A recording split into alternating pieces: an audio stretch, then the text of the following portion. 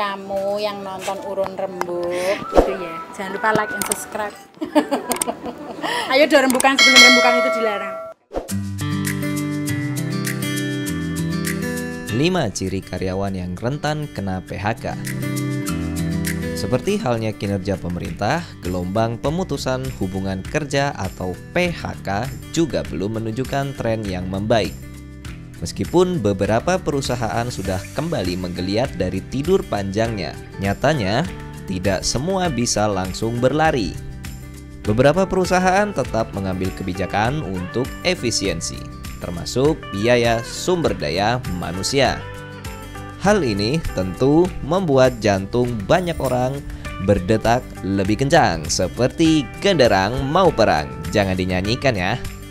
Wabil khusus mereka yang masih berstatus bekerja ikut orang lain. Namun, tenang saja, pada dasarnya pemutusan hubungan kerja tidak semudah memutuskan hubungan percintaan.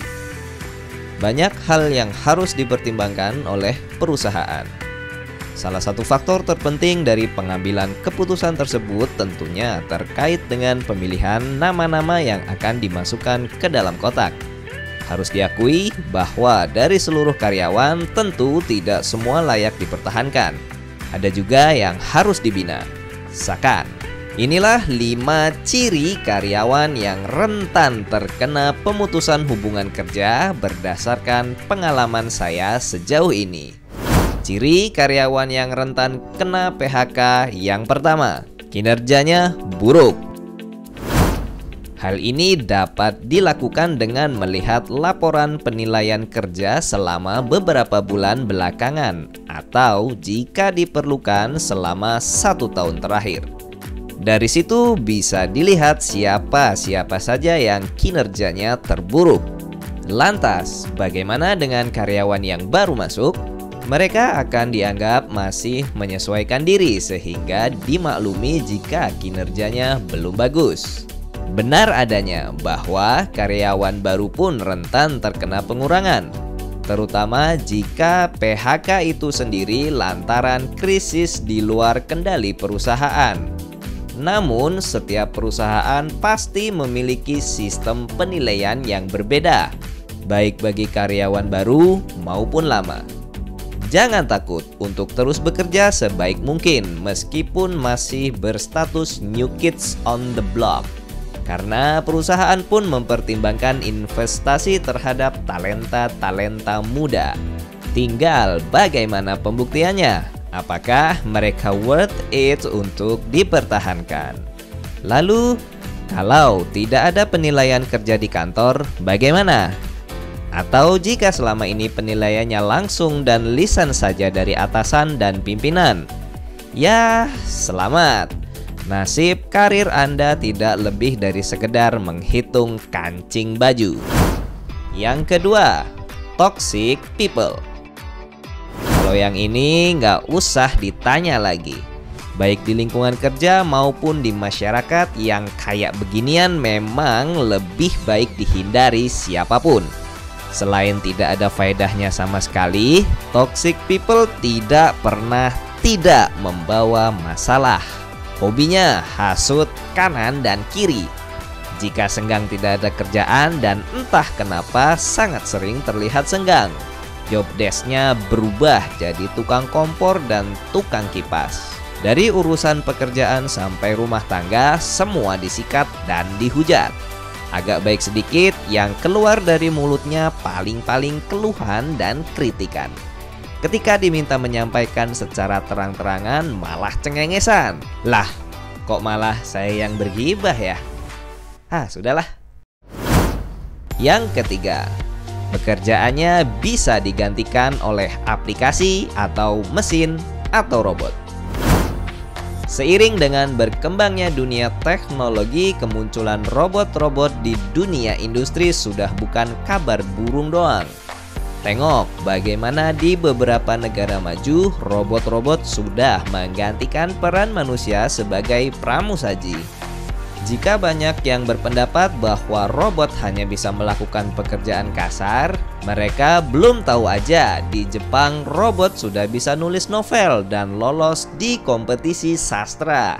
Kita yang dianugerahi bakat seni aja belum tentu bisa mencapai titik itu. Nggak usah kompetisi sastra deh, bisa tayang di terminal Mojok aja sudah luar biasa. Selain robot, ada juga aplikasi super canggih lain yang bisa menggantikan peran manusia. Memang tidak 100% bebas campur tangan manusia layaknya robot. Namun yang pasti bisa mengurangi jumlah pekerja secara signifikan. Di departemen saya sendiri ada aplikasi yang bisa membantu menghitungkan gaji, pajak, BPJS, dan absensi karyawan. Tinggal input data, beres semua. Alhasil, saat ini saya tidak memerlukan staf administrasi lagi. Yang keempat, tidak bisa multitasking. Biasanya di tengah krisis seperti ini, perusahaan akan melakukan manuver perubahan strategi yang radikal. Terlebih perusahaan yang menggantungkan usahanya dalam penjualan offline. Dengan adanya norma baru physical distancing, mau tidak mau banyak hal yang harus disesuaikan dan dioptimalkan secara online. Oleh karena itu, setiap karyawan dituntut untuk melek teknologi. Sekedar bisa, tentu banyak yang bisa. Namun, mampu dan mau kadang tidak bertemu karena merasa bukan bagian dari pekerjaan hariannya. Jangan heran jika banyak orang ogah-ogahan untuk membantu meningkatkan traffic bisnis perusahaan di dunia maya. Padahal, kemampuan mengerjakan banyak hal dalam waktu yang bersamaan sangat dibutuhkan, terlebih dalam kondisi seperti sekarang ini. Yang kelima, indisipliner. Hampir sama dengan karyawan toksik, saya rasa tidak ada yang menyukai tindakan indisipliner kecuali jika dilakukan oleh diri sendiri. Apalagi banyak perusahaan menggunakan disiplin sebagai nilai dan karakter perusahaan. Orang yang disiplin memang belum tentu berkinerja bagus. Namun, jika dihadapkan antara dua pekerja yang sama-sama baik kinerjanya dan harus di-PHK salah satu, tentu perusahaan akan mempertahankan yang lebih disiplin. Lucunya nih, ada juga karyawan yang sebenarnya termasuk dalam tipe di atas namun masih terus dipertahankan oleh perusahaan. Model seperti ini umumnya sudah memegang kartu as yang bisa berupa rahasia perusahaan, skandal pimpinan, atau bagian dari jaringan orang dalam. Kalau sudah ketemu yang beginian sih, mendingan melipir alus. Hanya bangkrut dan maut yang bisa menghentikan sepak terjang mereka.